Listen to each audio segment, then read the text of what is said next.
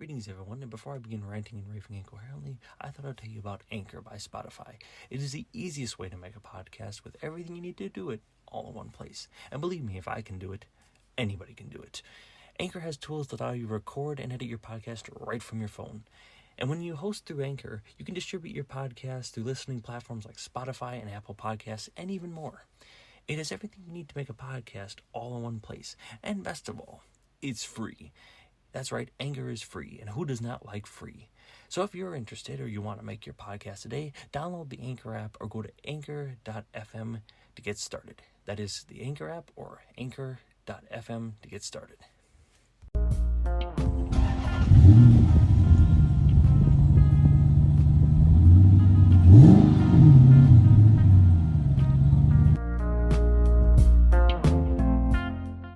Greetings, everyone, and welcome to another Ludicrous car review. We're back from a short missing absence from a road trip I took over in, my favorite place to be, South Dakota, and that, over the Labor Day weekend. I had a great time. I hope you all had an enjoyable Labor Day as well. That's good because, well, we have a lot of news to catch up on. Let's just say there was a lot of stuff going on over the past week and that, so, let's just say we are a bit behind in the news segment, as well as we got a car to review that, honestly, I'm not really surprised. I'm not super excited about. We have another, well, a boring announcement from GM, because I don't think GM has had anything exciting come out in the last 20 years or so. But anyways, we have a new Chevy to review. Not surprising to anyone, probably, an electric vehicle. This thing comes in around $30,000, so I guess it's not the most pricey one, but comparing the Bolt was dirt cheap compared to that. It's no surprise that, well, this should be, well, relatively cheap at least compared to that, but hopefully a little bit better build quality, let's just say, not considering the dumpster fire that the Bolt was. Anyways, without further ado, we'll get into the review section for a while and discuss this new vehicle GM's announcing, as well as, well, a lot of news, let's just say. Some interesting, some a little disappointing, others just, well, actually some fun stuff coming out of Dodge, despite their, well, still rather ridiculous announcement, in my personal opinion. But anyways, on with the review, shall we?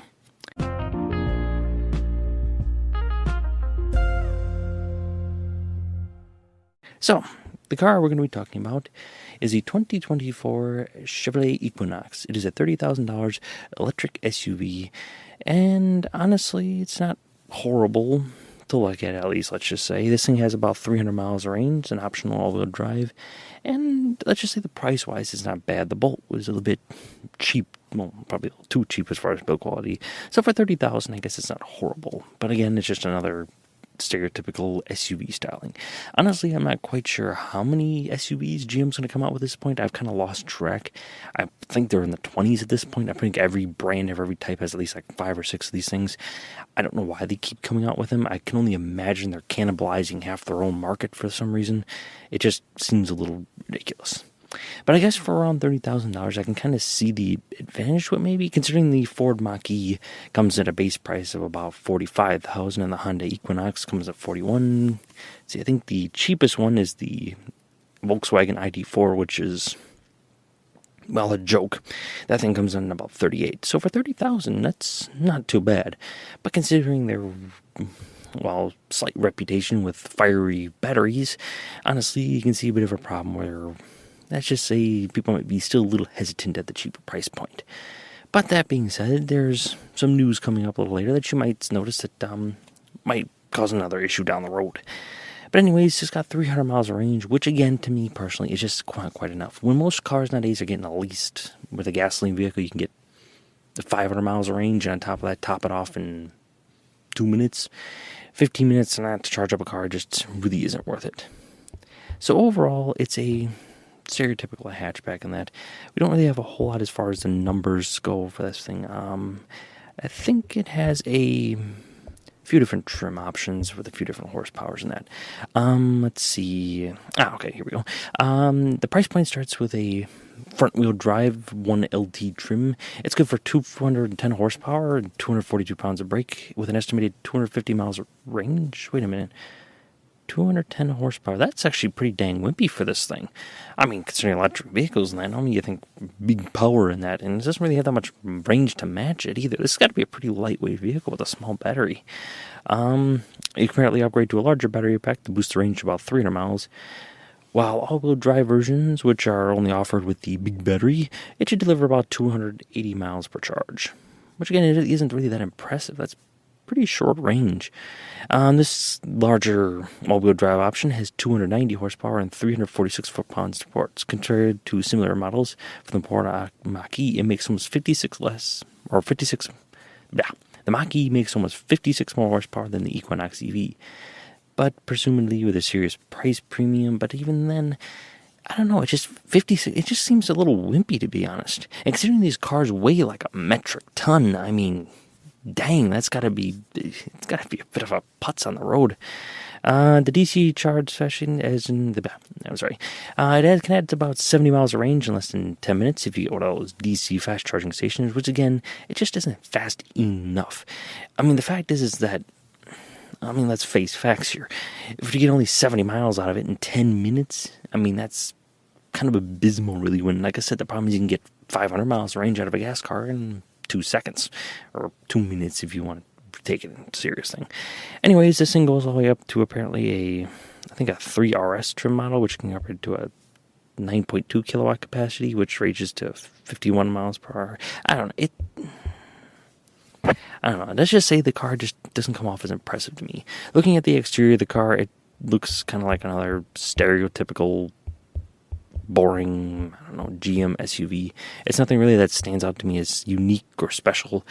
Again, it's very slopey, very kind of, I don't know how to say it. It almost looks a little weird, almost to the point where it slopes a little too much. Like the windshield's like, too far back. The proportions just seem a little off to me. It's almost like a car trying to pretend to be an SUV, which it is an SUV, and with a weird hatchback on the end. I'm not a big fan of the rear end. I feel as though it is a little odd to have a hatchback that sticks out like a bumper of a car and yet merges with the windshield and looks like, you're cutting off a good 90% of your cargo space. I think it's a little asinine and silly. As far as the exterior goes, it's got almost like a frown-shaped grille. I'm not sure how to describe it, to be honest. Taillights aren't too bad. I think it's kind of cool how they protrude off the Chevy emblem, actually. I don't think the taillights are that bad, actually. So overall impressions of the front of the car, it kind of looks like your stereotypical, Chevy SUV. The only thing I could say is an advantage is that the passenger compartment at least doesn't have 50% of their viewing capacity taken up by the B-pillar. But there's one problem I've also noticed with these cars, especially with these large sloping windows from GM. And I've actually viewed one of these cars as well. There's one major problem I have noticed. The ability to see out of your own dang vehicle. Now, I get they have all the fancy camera detectors and beeper sensors and everything else like that, but the problem is, it's just hard to see out of the dang things. I mean, the windshield and the side windows and that are just so small. It feels like you're squished in a little, like, lead sled type vehicle back in the 40s and that. It's a little silly to me why they can just make normal windows, but they gotta have these big body lines that make it hard to see out of. I don't know. It's a weird design choice. As far as the interior goes, again, the vent choices, I guess, are a little cool. Getting into the interior, the first thing that strikes me are those vents on the thing. It's kind of got a weird, like almost like turbine jet retro style look on the things, which I actually don't mind them. They look kind of cool, but the interior is your stereotypical GM interior. It's not anything to write home about or anything that's spectacular. It's got your standard two-tone designs with this swoopy lines to it and that. Bazillion screens and buttons up to the wazoo and that. But again, my stereotypical complaint on the thing, while they go for that hyper stripped down modern look, can we just build a dashboard around a frickin' screen for just once? Are we getting that lazy, designers? I mean, come on, alright, well, we don't know what to put the dashboard in there, so we're going to put it super sloped down, and then we're going to just paste a couple iPads on the top of it. Just build the dashboard around the dang thing. But then I look at it, you probably couldn't do that because it would obscure what tiny little vision you have out of the front windshield. The two-tone seats, I'm not a huge fan of. I don't think they look bad, but it's just, I don't know, it's nothing really to write home about. They've been using the same steering wheel, is my big complaint, though. I've been seeing this steering wheel pop up in every freaking GM car. It's like, can we just design a different steering wheel for our different vehicles and that? It's just, I don't know, something a little different. I don't know. I'm not impressed with the interior all that much. Again, it's nothing really to write home about or anything that's spectacular. So overall, the interior, again, it just doesn't hit me big. It's got a big touchscreen in that, but one gripe I've had, and I've actually looked at these touchscreens before, is that GM has a tendency, and a lot of brands do actually, to pull their screen in that out towards the passenger side, just push it away from the driver. And I've often thought, like, well, they're often bragging about how safety concerns are, but when we adopt more of Dodge's approach, where it has the screen up and down, where the driver can actually reach it, and not have to take his whole body off the road to lean over and play around with his touchscreen in that, I don't know. I just think it'd be a lot more convenient to adopt that more vertical approach to the screen, which I haven't thought of at first until they did. So overall, again, it's nothing really spectacular right home about. The front end, I guess, doesn't look too bad. It just looks a little weird with the headlights in that. They're a little narrow, just kind of weird like lines on it. Overall, I'm just not impressed with the vehicle. It's just another stereotypical GM crossover SUV they built. I don't think it looks horrible. I just think we could try to produce something a little different. It's getting a little monotone here. So overall, the price point, you can't deny, is cheap. But then again, you get what you're paying for. It's very underpowered. The battery range is disappointing beyond belief. It's just like 250 miles for the stripped down model. That's like barely enough if I could count as a commuter car. And it takes 10 minutes to charge up 70 miles. It just, I don't know. As more of these car companies go to electric, I just question how well that's actually going to play out, especially with recent problems with California having to go to blackouts and that. What do? Wake up in the morning and go, sorry, boss, I can't come to work. My whole entire home was shut off, and I couldn't charge my car to go to work, so I guess I'm off. I don't know. I think it's silly to go to EV vehicles, but I don't know. That's a complaint for other times, let's just say. So overall, my impressions of the 2024 Chevrolet Equinox is, it ain't horrible, but it's just nothing that's spectacular. I'm a little disappointed. While the price is cheap, I'm a little disappointed in every other option of the vehicle. It's monotone, boring, and just to flat out say it, the power is disappointing as well as the range. So overall, it's just not a good car in my opinion. It's just way too disappointing to be anything spectacular. So overall, yeah, I just not impressed. So anyways, with my impressions of the Chevrolet Equinox out of the way, let us get on to the news segment, which has quite a bit of news coming out of it, and I mean a lot. Some really cool features actually coming out from Apple, actually, that strike me. So, anyways, on to the news, shall we? So to start off with, as I mentioned before, the Apple iPhone 14, yes, I can speak. Yes, Series 8 watch also will get an OnStar crash detection feature.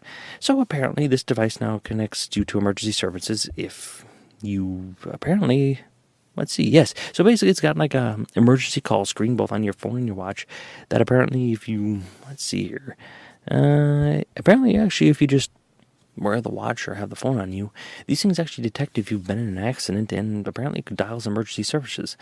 I do have to wonder how long it's going to be before somebody smacks this thing real hard and assumes it's been an accident, but honestly, this is kind of a cool feature, that the idea not to have to dial up phones or anything else like that, it is pretty dang cool. Apparently, it'll catch it if it detects you've been in an accident, it'll actually dial 911 regardless of any vehicle you have, so you don't necessarily have to have the OnStar Chevrolet thing. You just have anything with OnStar.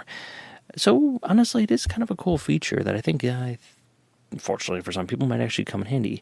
It actually connects to GPS and Wi-Fi spots, so the operator can figure out where you are, even if you're not necessarily hooked up to Wi-Fi or have any kind of cell reception.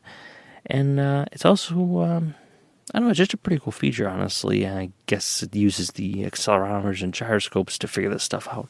But like I said, I have to wonder how long it's going to take before suddenly you get a police showing up at your door. Like, where's the accident? You may have accidentally taken a slip off the treadmill or something. But, yeah, I don't know. It's just kind of interesting how a lot of these features that I honestly never would have had, stuff that you wouldn't have imagined even 20 years ago being existing, just, I don't know, it's just cool. There's no way around it. Anyways, in other news, if you are a fan of the Toyota GR Supra, there is big news for 2023. Supra has finally got a manual drive. Yep, manually driven. honestly, this is kind of a big thing I've seen pop up lately. The manual cars have been making quite a bit of a comeback. It may be an attempt to kind of resurrect what little is left of what people call ICE vehicles now, or motor vehicles, gasoline-powered, I don't know, environmental ruiners. Basically, it's kind of a last-ditch attempt to get people kind of hyped up for these cars and kind of bring back a spirit of the old days, I guess. And manual cars are just, a lot of people's opinions, funner to drive, while there's no doubt about it that the automatic is still supreme when it comes to racing. I mean, let's face it, it's shift a lot more accurate than we can.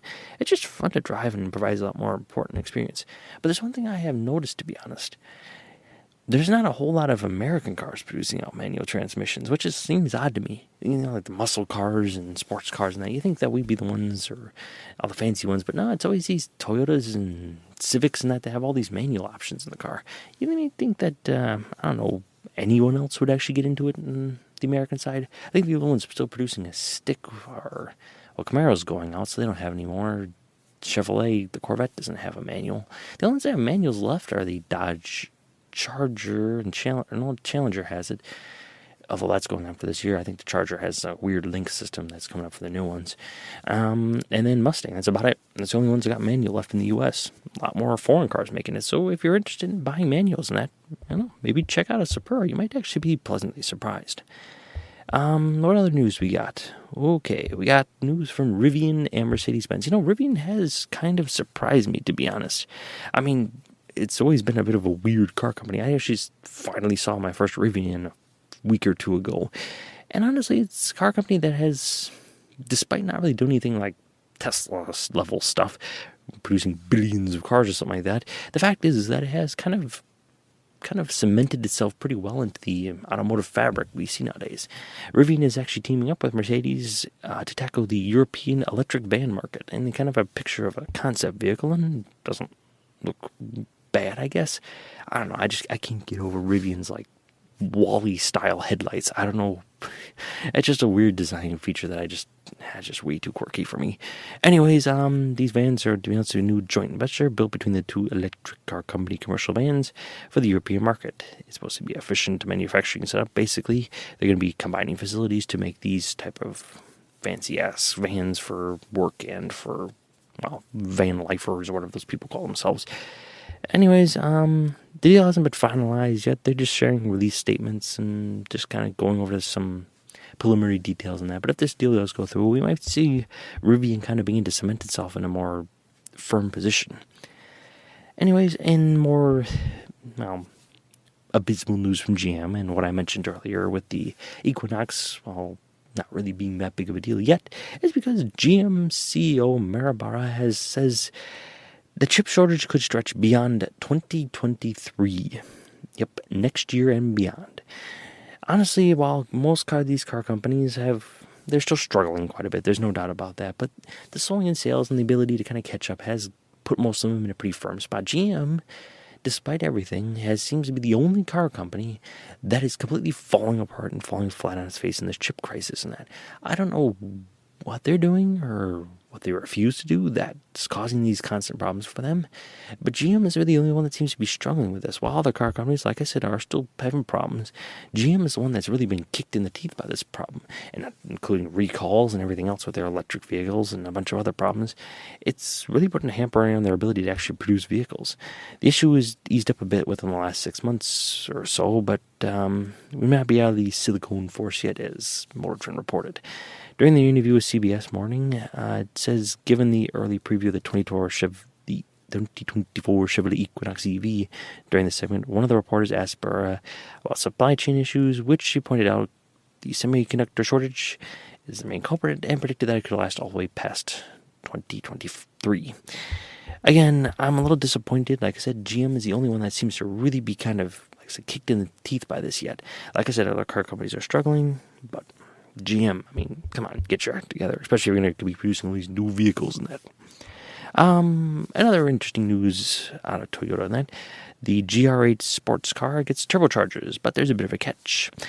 These Fully built 8.6s with GR Corolla-driven turbocharger 3-cylinder engines. The 8.6 has kind of been kind of a staple for Toyota in the last, forever in that. But it's bumped up the displacement power in the latest generations of the GR86. It is clearly nothing short of boosted motor power to satisfy the turbo fans. However, it is a bit of a problem with this thing. You might imagine a number of caveats to these problems. Let's just say Toyota indeed built a small number of turbocharged 86, and let's just say not everybody's going to be able to get one of these things. It also, I don't know, it's just unconventional configuration. Unfortunately, it doesn't appear that by testing the consumer G86, Toyota will use the cars in the Japanese races and that, but other than that, apparently it is not going to be an option that everybody can get their hands on. Apparently they're going to only produce a very limited number of them for, well, I don't know, weird reasons. I don't know. To me, if you're going to produce one of these vehicles like this, where you're going to make like a big deal out of it, turbochargers, all fancy and super powered vehicle, I don't know, maybe make it available to almost anybody. I don't know, it's just a little bit weird. They've apparently, in eternal philosophical battle with the 86 chief engineer, who was quite adamant about maintaining a certain balance between handling and power characteristics up to this point, has got his wish that the 86 and his cousins remained affordable, rear-wheel drive coupes with modest power, excellent handling, and directness, okay, I guess that's the way to put it, that only natural aspirated engines can provide. So apparently, like I said, it's going to be kind of produced in a rather limited number. And on top of that, like I said, they're having a bit of an internal battle with, well, not everybody be on board with souping up these cars. So like I said, you're kind of trading off your power and handling that they've always bragged about for a little bit more power. But honestly, I personally don't see any problem with that. Alright, I'm going to save this last chunk of news for last because it's basically a large amount of news coming out of Stellantis. Mostly out of Job and a Dodge and a lot out of Jeep. So, what do we got for today? Well, as I announced before a few weeks ago during the slight hint about the announcement of the Charger, they're going to be producing a lot of final edition cars for these years. And one of the big ones that they're going to be announcing for the Scat Pack is the Swingers. If you did not know, the Swinger was a car built during the 60s to 70s, and it was built for the Dodge Dart packages. Now, these Swingers were kind of like basically drag model of the cars. So apparently Dodge Chargers and Challengers will both be getting these. It has a retro style green with a sort of like a back stripe on them with the lighter green Swinger logo on it. And apparently the shaker hood on the Dodge Challenger gets a gray look to it. Look a bit more like the old style ones. There are a few different design options for this as well. Apparently this is coming in the package of F8 green, but you can also order in Sublime green and white knuckle. Now these exterior colors by Swinger will get the bumblebee stripe and the gold school paint theme elements, like the badges and 2x11 or 20x11 wheels. The Challenger is equipped with a shaker package with a gold school painted functional shaker hood. Basically, it's going to be a slightly off-tone paint with it. So overall, these cars actually look pretty dang cool. Again, these are going to be more geared for kind of like exterior appearance packages. Now, these are kind of the big things. They apparently get the some interesting design choices in that, but it doesn't really do a whole lot with the power category. It's just more, like I said, more of an exterior color choice that kind of goes back to basically harking back to a boatload of retro styling that they're going to have. In other news from Dodge, the Dodge SUV lineup has got a first ever Hornet PHEV, basically a hybrid. So, in sticking with their themes of one last coup de grace, the Dodge Durango is bringing back the Durango Hellcat for the 2023 year. The 710 horsepower three-wheel initially debuted in 2021 in very limited numbers, and at the time Dodge said it would be a single model year offering for emissions and fuel economy restrictions. But software tweaks in the brand's first electrified vehicle, more than what we discussed the week before, meant that Dodge folks could bring back the Hellcat without ballooning the automaker's corporate average fleet emissions.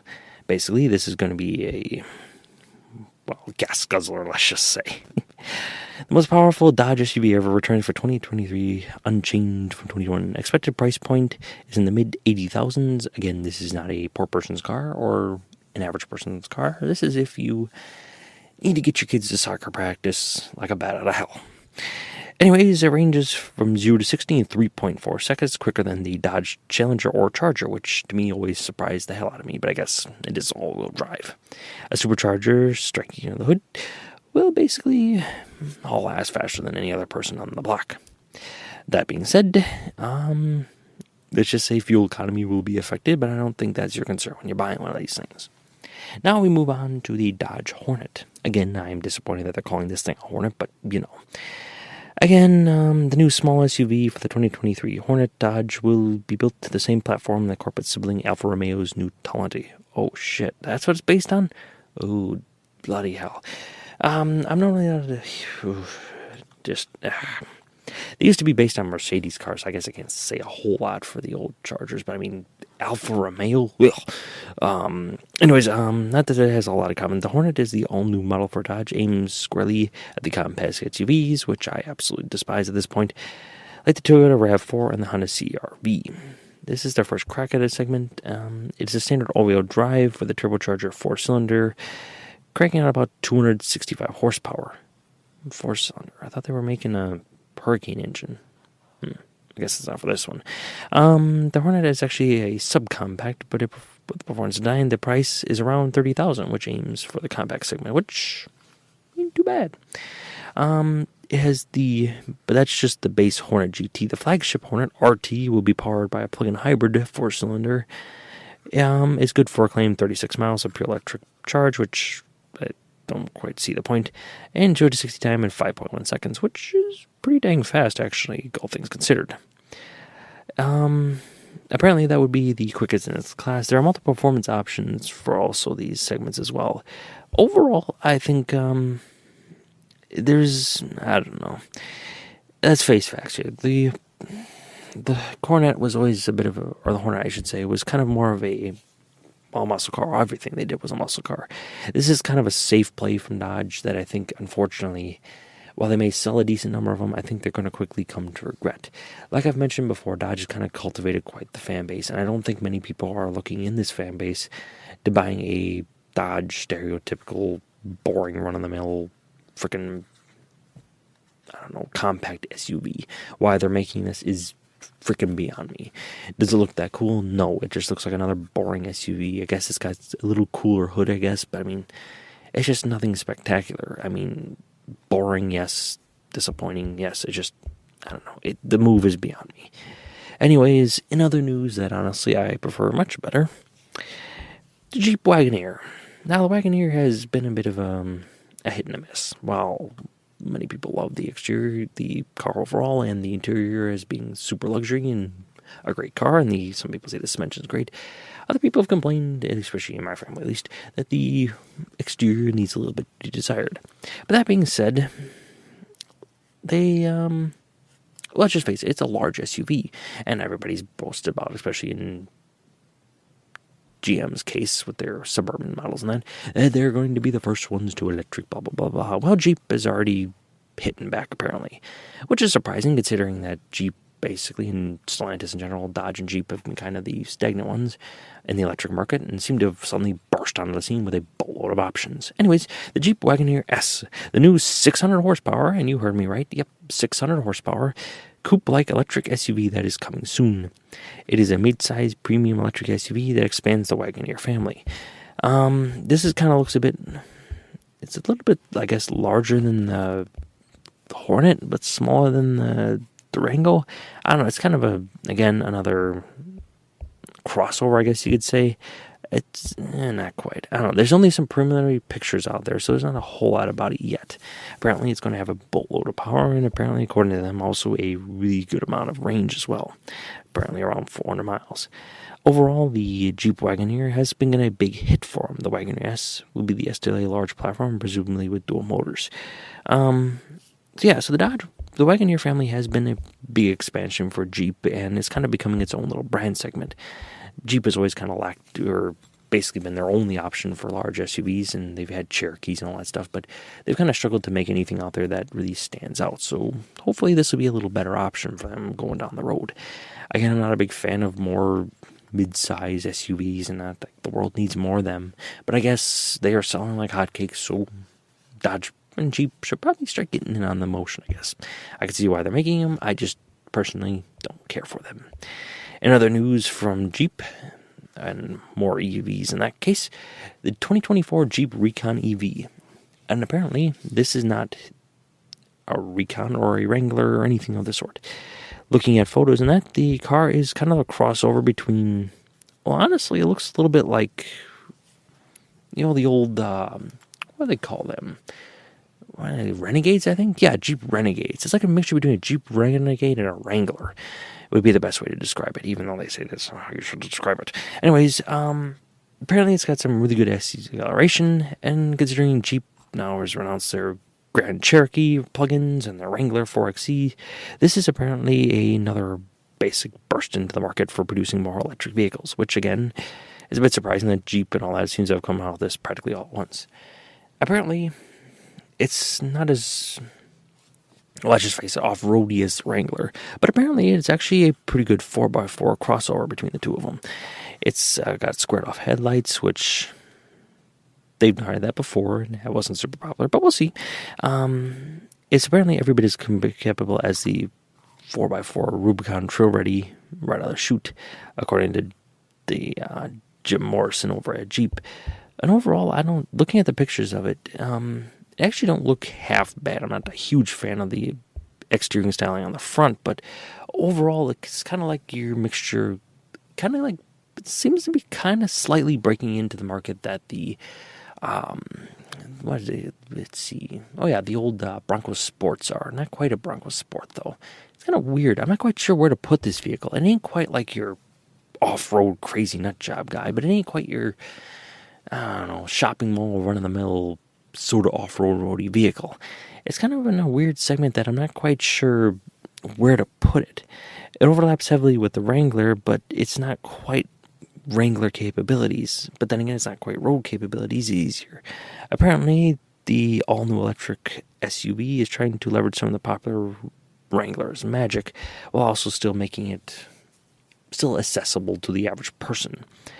So, overall, what this means for the anticipated all-new electric Wrangler, keep running. Apparently, they don't intend to release that anytime soon. Apparently, this is probably what they're going to be using to kind of stave off the full electric Wrangler, because honestly, there's a lot of problems that come with off-road wrangling, and especially with electric. Anyways, they promise the production of the Recon will be shown in 2023, and the customer vehicles will roll off starting 2024.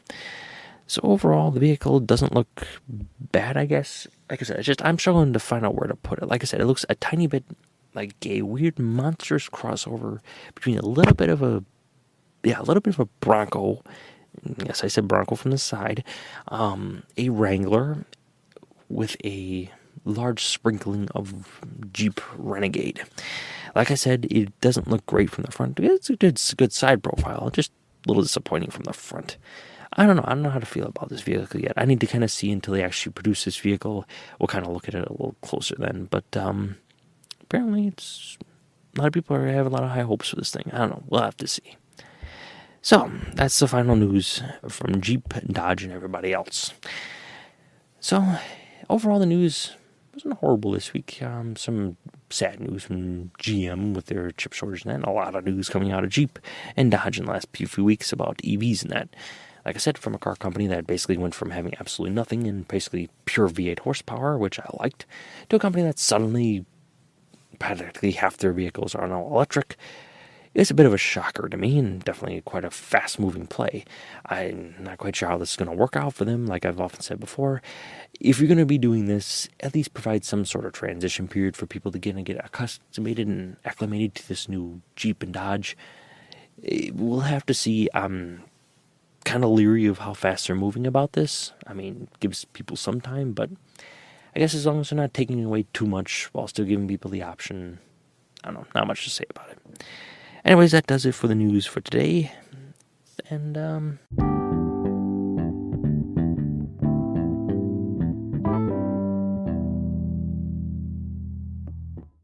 yeah, that's about it.